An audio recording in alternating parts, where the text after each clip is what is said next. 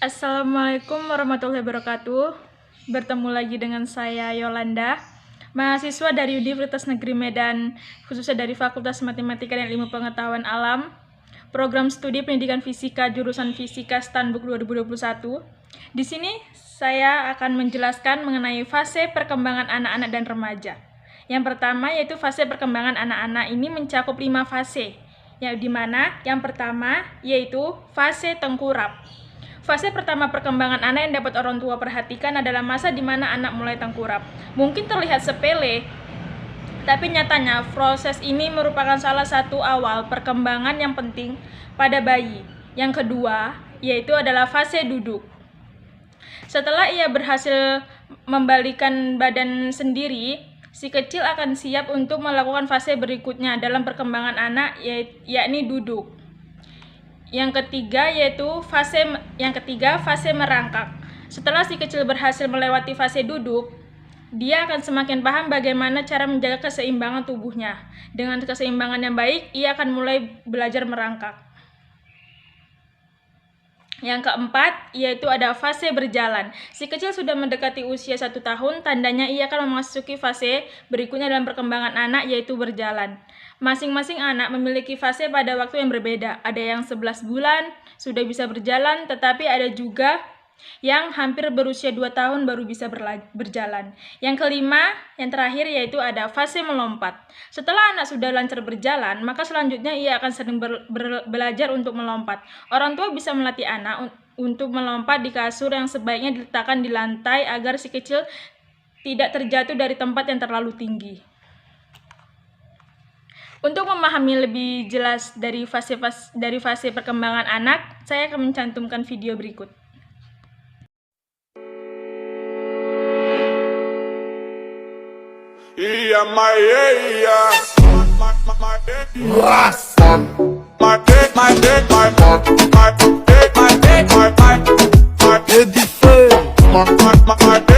Setelah melihat video yang telah saya cantumkan, kemudian saya akan menjelaskan yang kedua yaitu fase perkembangan remaja.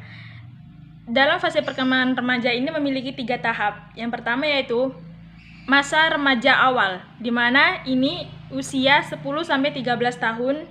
Kemudian yang kedua masa remaja pertengahan, usia 14-17 tahun. Kemudian masa remaja akhir atau dewasa muda, usia 18-24 tahun. Masa remaja akhir atau dewasa muda usia 18-24 tahun adalah pada masa remaja akhir, fisik anak telah sepenuhnya berkembang. Dalam masa ini perubahan lebih banyak terjadi dalam dirinya. Ia mulai bisa mengendalikan dorongan emosional yang muncul, merencanakan masa depan, dan memikirkan konsekuensi yang akan ia hadapi jika melakukan perbuatan yang tidak baik.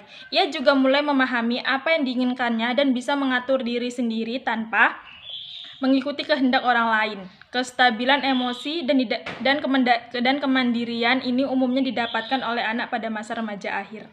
Untuk pada masa remaja awal dan masa remaja pertengahan, saya akan mencantumkan perubahan-perubahan yang terjadi dalam fase perkembangan remaja awal dan remaja pertengahan. Berikut saya lampirkan videonya.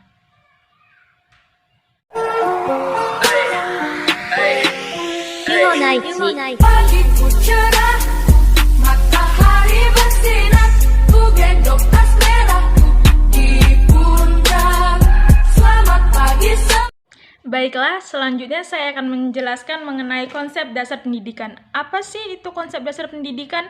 Konsep dasar pendidikan adalah wahana guna meningkatkan keimanan dan ketakwaan serta akhlak mulia dalam rangka mencerdaskan kehidupan bangsa yang diatur dengan undang-undang. Hal ini tertuang dalam Pasal 31 ayat 3 Undang-Undang 1945 yang menyatakan pemerintah mengusahakan dan menyelenggarakan satu sistem pendidikan nasional yang meningkatkan keimanan dan ketakwaan serta akhlak mulia dalam rangka mencerdaskan kehidupan bangsa yang diatur dengan undang-undang.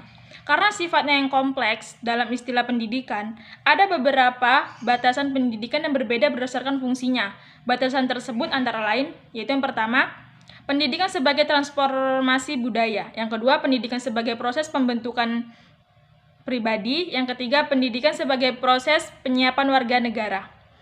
Yang keempat, pendidikan sebagai penyiapan tenaga kerja. Adapun tujuan pendidikan dalam sistem pendidikan nasional termuat dalam Undang-Undang Sisdiknas, yaitu untuk berkembangnya potensi peserta didik agar menjadi manusia yang beriman dan bertakwa kepada Tuhan Yang Maha Esa, berakhlak mulia, sehat berilmu, cakap, kreatif, mandiri, dan menjadi warga negara yang demokratis serta bertanggung jawab. Saya memiliki beberapa pengertian menurut Bapak Pendidikan kita, yaitu Ki Hajar Dewantara. Berikut saya lampirkan videonya.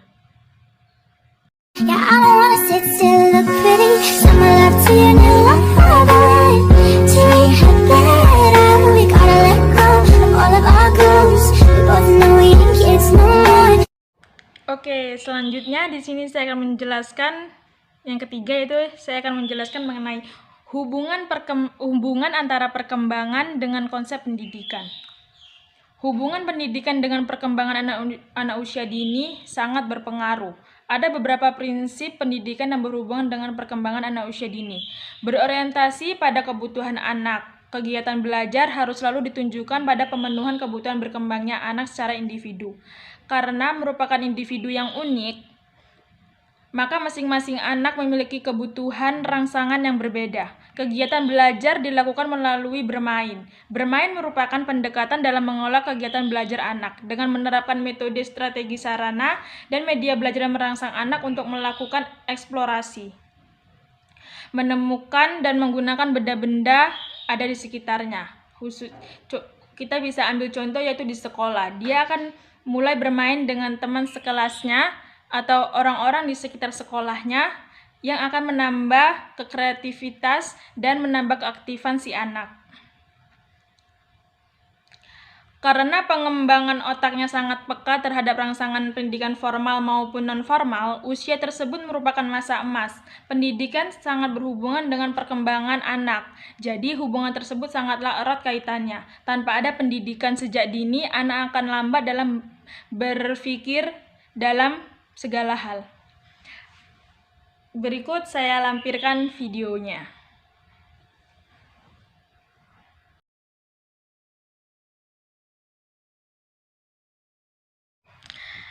Baiklah, mungkin hanya itu saja yang dapat saya jelaskan atau saya sampaikan mengenai fase perkembangan anak-anak dan remaja, konsep dasar pendidikan, dan hubungan antara perkembangan dengan konsep pendidikan.